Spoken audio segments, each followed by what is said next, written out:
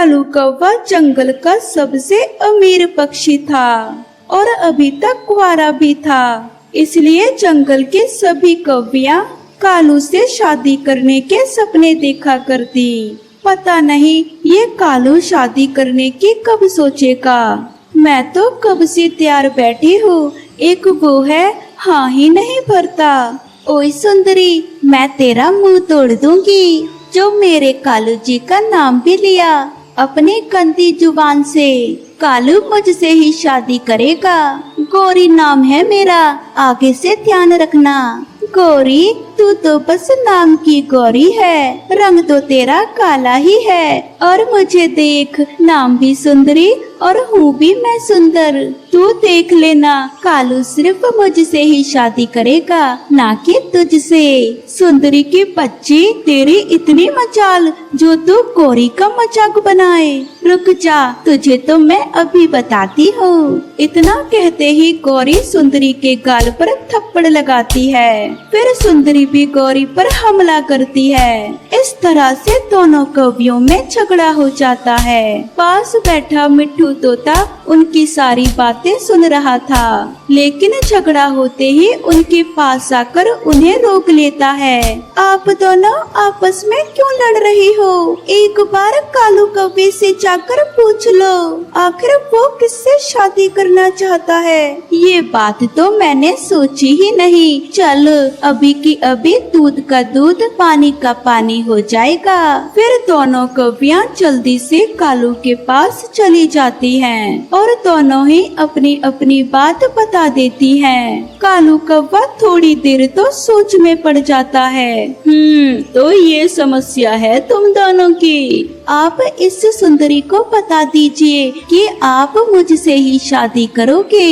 हाँ कालू जी, आज आप अपना फैसला सुना ही दीजिए, वरना ये गौरी की बच्ची मुझसे रोज रोज झगड़ा करेगी। सुंदरी कवि और गौरी कवि, अभी के लिए आप दोनों अपने अपने घर जाएं। मैं आपको कल सुबह अपना फैसला सुना दूंगा। कालू की ये बात सुन वो दोनों वहाँ से चली जाती हैं। लेकिन कालू कौवा तो बहुत बड़ी दुविधा में था। अब मैं क्या करूँ? ये कैसी समस्या आ गई मुझ पर। गौरी कवि भी बहुत अच्छी है और सुंदरी कवि भी। मैं किससे शादी करूं? हाँ, मैं रानो चिड़िया के पास चला जाता हूँ। वो इसका मुझे कोई न कोई उपाय जरूर बता देंगी। ऐसे विचार कर कालू कौवा रानो चिड़िया के घर जाता है। अरे कालू भैया, कोई काम था तो मुझे बुला लिया होता। आपने यहाँ आने की तकलीफ क्यों की? रानो चिड़िया, मैं बहुत बड़ी दुविधा में फंसा हूँ। गौरी कवि और सुंदरी कवि दोनों ही मुझसे शादी करना चाहती हैं और आपस में लड़ती भी हैं। मैं किसको हाँ करूँ और किसको ना, मेरे तो कुछ समझ में नहीं आ रहा। परंतु कालू भैया, मैं इसमें क्या कर सकती हूँ? रानो, तुम तो जंगल की सबसे समझदार पक्षी हो। अब तुम ही मुझे बताओ, मैं किससे शादी करूं? कालू भैया, आप उससे शादी कीजिए जो आपका मुसीबत में साथ दे और आपके दुख को अपना दुख समझे। अरे वाह रानो, तुमने तो मेरी समस्या मिनटों में सुलझा दी। अब देखना मैं कैसे दोनों की परीक्षा लेता हूँ, लेकिन इसमें तुम्हें मेरा साथ देना होगा। फिर कालू कौवा रानो चिड़िया को अपना प्लान समझा देता है और खुद पहाड़ों के जंगल में चला जाता है। अगली सुबह रानो चिड़िया मिट्ठू तोते के घर जाती है और कालू कौवे का प्लान मिट्ठू तोते को भी समझा देती है। ठीक है मिट्ठू, आपको गौरी कौवे के पास जाना है और उसे बताना है कि कालू कौवा कैसे बर्बाद हो गया। उसके पास कुछ नहीं बचा। ठीक है रानो, मैं अभी जाता हूँ और देखना मैं कितनी अच्छी नौटंकी करता हूँ गौरी के सामने। फिर वो दोनों सुंदरी कौवी और गौरी कौवी के पास चले जाते हैं। गौरी, तुम्हें कुछ पता भी है? कल कालू कौवे के घर पर बिजली गिर गई थी। बेचारे का सब कुछ जलकर राख हो गया, कुछ नहीं बचा। हाय मिट्ठू, ये तुम क्या कह रहे हो? सब कुछ जल गया? हाँ गौरी, जैसे तैसे कालू बचा है, परंतु अब बेचारे के पास रहने को घर भी नहीं है, इसलिए जंगल छोड़कर पहाड़ों में चला गया। भगवान ऐसा किसी के साथ भी ना करे। ऐसे कहते हुए मिट्ठू तोता वहाँ से चला जाता है। इधर रानो चिड़िया भी सुंदरी कौवी से बातें कर रही थी। चलो, भगवान जी ने ये तो बहुत अच्छा किया जो उसका घर आज ही जला दिया। अगर शादी के बाद ऐसा होता तो मैं कहाँ रहती? मुझे भी कालू के साथ दर दर के ठोकरें खानी पड़ती। चलो, बहुत अच्छा हुआ। सुंदरी, ये तुम क्या बोले जा रही हो? यहाँ कालू भैया की जान मुश्किल से बची है और तुम्हें अपने रहने की पड़ी है। ऐसे कहकर रानो वहाँ से चली जाती है। परंतु सुंदरी कौवी अब भी सोच रही थी, अब तो ये खबर गौरी को बतानी पड़ेगी। जल्दी से उसके घर जाती हूँ। फिर सुंदरी कौवी जल्दी से उसके घर चली जाती है, परंतु रास्ते में उसे गौरी को भी मिल जाती है। अरे सुंदरी, मैं तेरे पास ही आ रही थी। पता है, कालू का सब कुछ जल गया। अब तो वो पूरी तरह से फकीर है, फकीर पहाड़ों में गया है। हाँ गौरी, मैं भी यही कहने वाली थी। अब उससे शादी करने का कोई फायदा नहीं। अच्छा हुआ जो हम तो बच गए, वरना शादी हो जाती तो हमें पहाड़ों में रहना पड़ता। हाँ सुंदरी, और उस कालू के वजह से हम दोनों में कितने झगड़े होते थे। आज से सब खत्म, अब हम पक्की सहेलियां बनकर रहेंगे। वो दोनों ऐसी बातें कर अपने अपने घर चली जाती हैं और मिट्ठू तोता और रानो उन दोनों की बातें सुन रहे थे।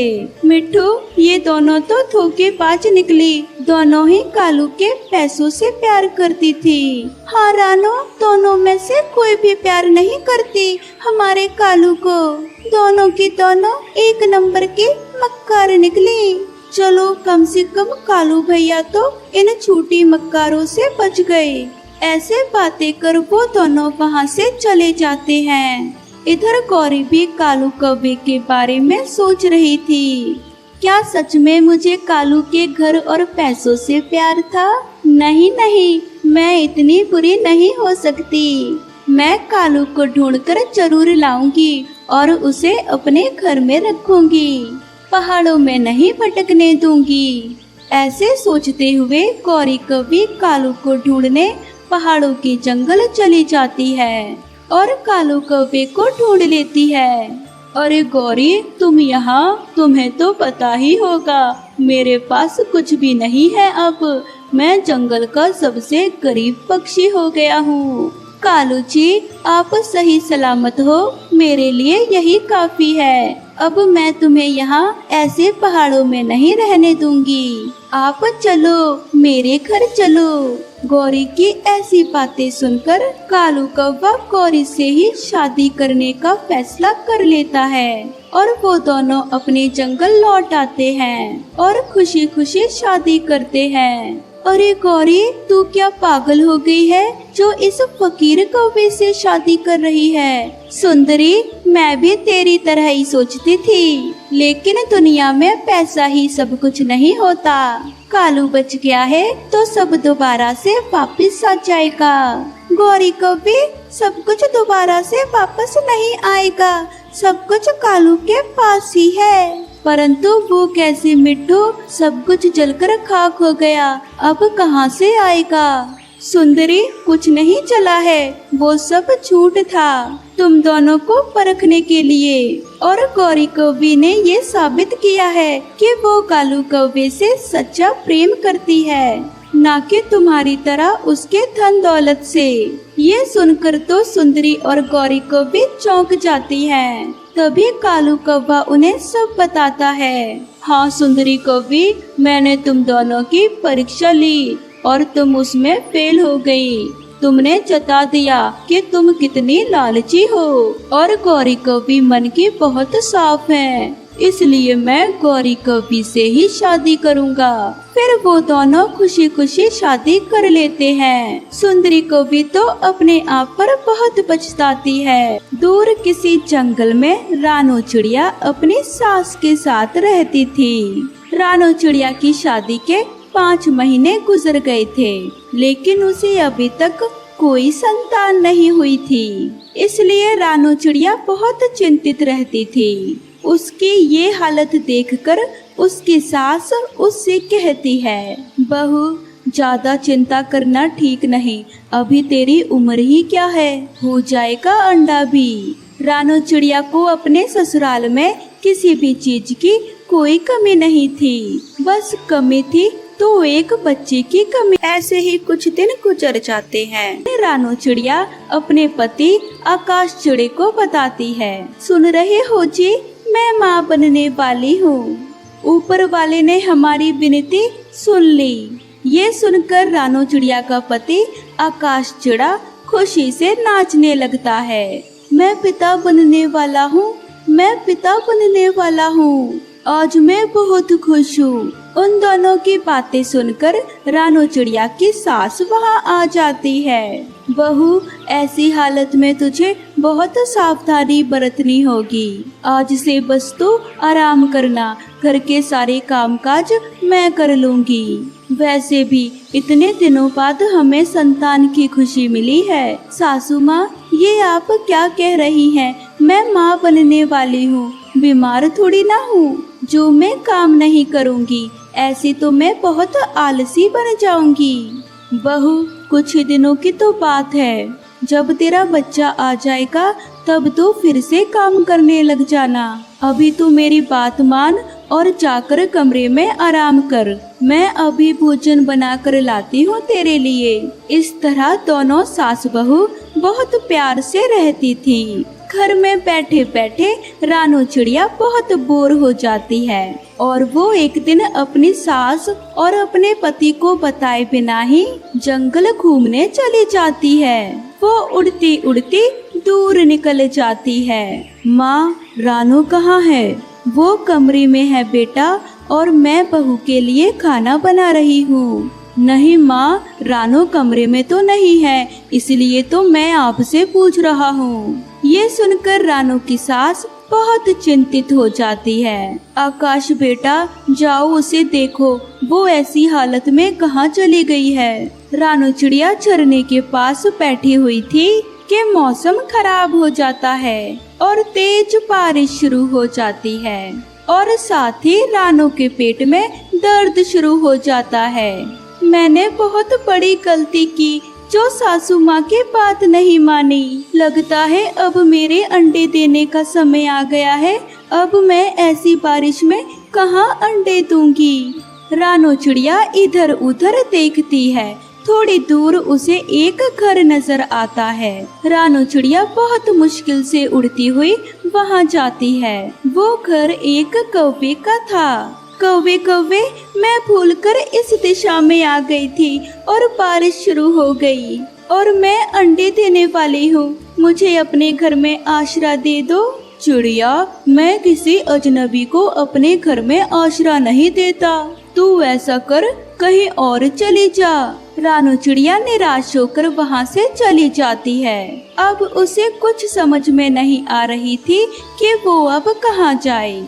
वो दर्द से करा रही थी और रोए जा रही थी। तब उसका पति उसे ढूंढता ढूंढता वहाँ आ जाता है। रानो, तुमने माँ की बात ना मानकर बहुत बड़ी गलती की है। अब तुम खुद भी बारिश में फंस गई हो और मैं भी। पति जी, मैं बहुत शर्मिंदा हूँ और मेरे अंडे देने का समय भी आ गया है। मेरे पेट में बहुत दर्द हो रहा है। यहाँ थोड़ी दूर मेरा दोस्त कबूतर रहता है, चलो हम उसके घर जाते हैं। आकाश अपनी पत्नी को साथ लेकर अपने दोस्त कबूतर के घर चला जाता है। कबूतर की पत्नी रानो को एक अलग कमरे में ले जाती है। तुम चिंता ना करो, ये दर्द हर माँ बर्दाश्त करती है, फिर ही उसे संतान की खुशी नसीब होती है। रानो लूसी के घोंसले में दो सुंदर से सफेद रंग के अंडे दे देती है। कबूतर दोस्त, तुम्हारा बहुत शुक्रिया जो इस मुसीबत में तुम मेरे काम आए। अंदर से लूसी बाहर आती है। बधाई हो आकाश चिड़े, तुम्हारे यहाँ दो अंडे आए हैं। आकाश बहुत खुश हो जाता है। थोड़ी देर बाद बारिश रुक जाती है। पति जी घर चले, सासू माँ मेरे लिए बहुत परेशान होंगी। फिर रानो और उसका पति अपने अंडे एक टोकरी में रखकर घर चले जाते हैं। रानो की सास अपने अंडे पोते अपने बहू और बेटे को सुरक्षित देखकर बहुत खुश होती है। सासू माँ मुझे माफ कर दें, बड़ों की हर बात में भलाई होती है, मुझे अब पता चला। बेटी, इसलिए तो कहते हैं हमेशा बड़ों की बात माने। रानो चिड़िया बहुत गरीब थी। वो बचपन से ही घरों पर पेंट करने का काम करती थी और उसकी शादी एक गरीब परिवार में हुई थी। उसका पति ज्यादातर बीमार रहता था। दोस्त कबूतर, कोई ऐसा पेंटर बताओ जो इस जंगल में सबसे ज्यादा मशहूर हो। मुझे अपने घर को रंग करवाना है। क्या कालू, तू रानो चिड़िया को नहीं जानता? वो तो इस जंगल की मशहूर पेंटर है। तेरे घर को एकदम सुंदर रंग देगी। क्या सच में वो चिड़िया इतना अच्छा काम करती है? तो जल्दी दो, मुझे उसका पता जल्दी दो। मैं अभी जाकर बात करता हूँ। फिर कबूतर कालू को चिड़िया का पता दे देता है और कालू कौवा चिड़िया के घर चला जाता है। मेरे घर को अच्छे से रंग करना, कहीं भी कोई धब्बा ना रहने पाए। हाँ हाँ भैया, क्यों नहीं, मैं आपके घर को अच्छे से रंग करूँगी। आप जरा भी चिंता ना करें। तो ठीक है, कल से ही काम शुरू कर दो, मुझे थोड़ी जल्दी है। चिड़िया से ऐसे बात कर कालू कौवा अपने घर चला जाता है, जहाँ कालू की पत्नी गौरी कौवी उसका इंतजार कर रही थी। कालू जी, मिल गया है क्या कोई पेंटर या यूं ही आ गए? हाँ गौरी, इस जंगल के सबसे मशहूर पेंटर से मिलकर आया हूँ। वो चिड़िया कल से ही हमारे घर को रंग करना शुरू कर देगी। क्या कहा? एक चिड़िया हमारे घर को पेंट करेगी? आपका दिमाग तो ठीक है। अरे गौरी, वो कोई ऐसी वैसी चिड़िया नहीं है, सबसे अच्छा काम करना जानती है। पूरे जंगल में नाम है उसका। कालू जी, मैं उस रानो चिड़िया को अच्छे से जानती हूँ। बचपन में हम साथ पढ़ते थे। वो मुझसे ज्यादा समझदार थी और मैं उससे चला करती थी, इसलिए उससे घर का काम नहीं करवाना चाहती। गौरी, ये तो और भी अच्छा हुआ। जब आपकी सहेली हमारे घर को पेंट करेगी तो वह आपको देखकर चिढ़ेगी और आप उसका खूब मजाक उड़ाना। हाँ कालू जी, ये तो मैंने सोचा ही नहीं। आने दो उसे कल, अच्छा सबक नहीं सिखाया तो मेरा नाम भी गौरी नहीं। गौरी, हम उस चिड़िया से काम भी करा लेंगे और पैसे भी नहीं देंगे। भला वो गरीब चिड़िया हमारा क्या कर सकती है? ऐसे बातें करके वो दोनों पति पत्नी खुश हो रहे थे और उधर रानो चिड़िया अपने बीमार पति को समझा रही थी। बस आकाश जी, थोड़े दिनों की ही बात है, फिर आप एकदम स्वस्थ हो जाओगे। नहीं, मुझे ऐसे ही मर जाने दो। मेरी वजह से आपको एक पल की भी खुशी नहीं मिलती। बस काम करा करा के मैंने आपकी जिंदगी खराब कर दी है। नहीं आकाश जी, ऐसा फिर दोबारा कभी मत बोलना। भगवान की कृपा से मेरा काम पक्षियों को बहुत पसंद आता है और इसलिए ऑपरेशन के पैसे जल्द ही जमा होने वाले हैं और आप ठीक हो जाएंगे। फिर वह दोनों पति पत्नी भोजन खाकर सो जाते हैं। अगली सुबह रानो चिड़िया कालू कौवे के घर पहुंच जाती है। अरे रानो चिड़िया, तू क्या अभी भी ये पेंट का काम करती है? हाँ गौरी, मैं तो अभी भी पेंट का काम करती हूँ। और आप सुनाइए, सब बढ़िया है? गौरी जी, क्या ये गरीब चिड़िया आपके दोस्त है? इसकी हालत तो देखो। नहीं नहीं कालू जी, ये मेरी दोस्त नहीं है। बचपन में एक दो बार बातें क्या कर ली, ये तो मुझे अपना दोस्त ही समझ बैठी। सुन लिया चिड़िया आपने, ये दोस्ती का नाटक यहाँ नहीं चलेगा। चुपचाप अपना काम करो और चलती बनो यहाँ से। कालू कौवे की ऐसी बातें चिड़िया को उदास कर देती हैं और वो चुपचाप अपने काम पर लग जाती है। क्या इस दुनिया में गरीब पक्षियों की कोई इज्जत नहीं होती?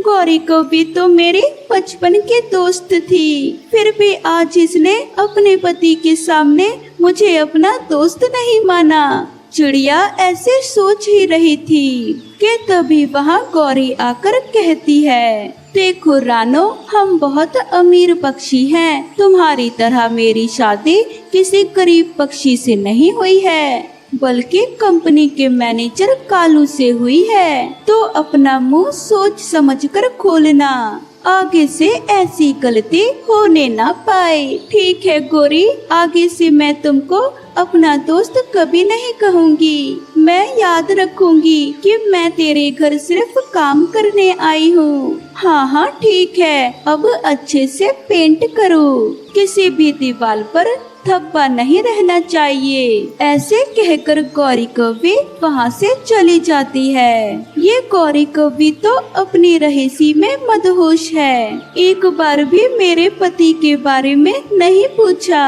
फिर रानू चिड़िया अपने काम को खत्म करके घर चली जाती है। ऐसे ही कुछ दिन तक वो घर को पेंट करती है। वो कालू गौरी के पूरे घर को पेंट कर देती है। कालू का घर तो बहुत सुंदर लग रहा था। कालू भैया जी, मैंने आपके सारे घर को पेंट कर दिया, अब मेरे पैसे दे दो। पैसे? अब किस चीज के पैसे? हम अमीर हैं तो क्या आप हमें लूटोगी? भैया जी, ये आप क्या बोल रहे हो? मैंने आपके घर को रंग किया है और उसी के पैसे मांग रही हूँ। फिर उन तीनों में जोर जोर से बहस होने लगती है और कुछ पड़ोसी पक्षी वहाँ पर आ जाते हैं। अरे कालू जी, ये सब क्या हो रहा है और इतना शोर शराबा क्यों है? अरे मिट्ठू तोते, मैंने इस लालची चिड़िया से अपना घर रंग करवाया था और पैसे इसने पहले ही ले लिए थे। अब देखो इसे दोबारा से हमसे पैसे मांग रही है। क्यों चिड़िया, तुमने जब पैसे पहले ही ले लिए हैं तो अब दोबारा क्यों मांग रही हो? नहीं नहीं, मैंने पैसे नहीं लिए, ये कालू कौवा झूठ बोल रहा है। चिड़िया, माना कि तुम गरीब हो, मगर इतनी भी लालची मत बनो कि पक्षी तुम्हारी हरकतों को देखकर तुमसे काम कराना ही छोड़ दें। हाँ हाँ दोस्तों, ये चिड़िया हमारी अच्छाई का फायदा उठाना चाहती है। फायदा तो आप दोनों उठा रहे हो, वो भी मेरी गरीबी का, मेरे पैसे ना देकर। फिर वो सभी पक्षी वहाँ से चले जाते हैं। चिड़िया की बात पर कोई भी विश्वास नहीं करता। चिड़िया भी रोते रोते अपने घर चली जाती है और अपने पति को सारी बातें बता देती है। अब आप चुप हो जाइए, अगर भगवान की इच्छा हुई तो मुझे कुछ नहीं होगा। फिर ऐसे ही कुछ समय बीत जाता है, परंतु रानू को कोई दूसरा काम नहीं मिलता। आकाश की तबीयत और भी ज्यादा खराब होने लगी थी। हे भगवान, ये क्या हो रहा है? मेरे आकाश जी को सही सलामत रखना, मैं बहुत जल्दी ही पैसे जमा कर लूंगी। वो चिड़िया ऐसे सोच ही रही थी कि तभी वहाँ पर एक बड़ी कंपनी का मालिक आता है। आप तो वही चिड़िया हो ना जो पेंट करती हो? मैंने आपके काम के बारे में बहुत सुना है। हाँ सेठ जी, मैं बचपन से ही पेंट करने का काम जानती हूँ, पर इस वक्त मेरे पास कोई काम नहीं है। अगर आप मुझे काम देंगे तो आपकी बड़ी मेहरबानी होगी। हाँ क्यों नहीं, मैं चाहता हूँ कि आप मेरे बंगले को रंग करें। मेरी बेटी का जन्मदिन आने वाला है और मैं उसकी पार्टी उसी घर में करूँगा। तो आप मेरे घर को कुछ अलग सा रंग करिए जिसे देखकर मेरी बेटी खुश हो जाए। आपकी बड़ी मेहरबानी सेठ जी, जो मुझे काम दिया। आप बिल्कुल भी चिंता ना करें, मैं आपकी बंगले को सबसे अच्छा रंग करूँगी। फिर रानू चिड़िया सेठ के साथ चली जाती है। वो अपनी मेहनत और कलाकारी से बंगले को एकदम नया कर देती है, जिसे देखकर सेठ बहुत खुश होता है। ये लो पैसे, ये बंगला मेरी बेटी को बहुत अच्छा लगा और जन्मदिन में आने वाले मेरे दोस्त आपके काम की बहुत तारीफ कर रहे थे, तो मैंने उनको आपका पता दे दिया। परंतु सेठ जी, ये पैसे तो बहुत ज्यादा हैं, मैं इन्हें नहीं ले सकती। चुपचाप ये पैसे रखो, मैं ये पैसे आपकी कलाकारी को दे रहा हूँ। आपने इतना अच्छा रंग जो किया है मेरे घर को। चिड़िया पैसे लेकर बहुत खुश होती है। वो फौरन अपने पति का ऑपरेशन करवाती है और उसका पति एकदम ठीक हो जाता है।